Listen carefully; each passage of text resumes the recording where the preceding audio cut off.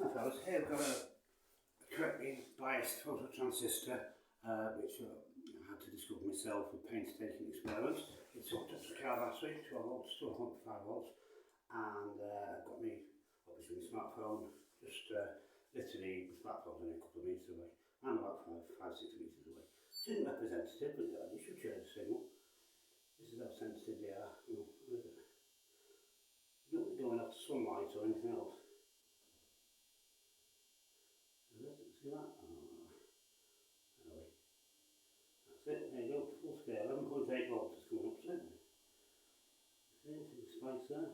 It should be. It cuts the top off the spikes because of the way the scope set. There we go. Quite consistent, as you see. But as you see, when there's no lead or gun hitting it, there's nothing going into it, so it's not very bright here, but it's not really affected by sunlight. You can safely leave these connected to your car battery all day long, constantly.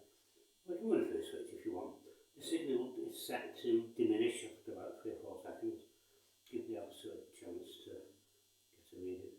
There we go. That's an ultralight speed going 125 Hz for about 5 minutes to wait. Just to show you, it's not really very good showing it close up.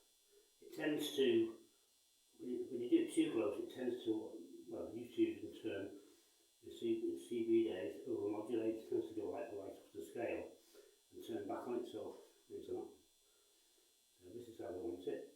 Just going up to close to whale, like 11.8 volts. Right.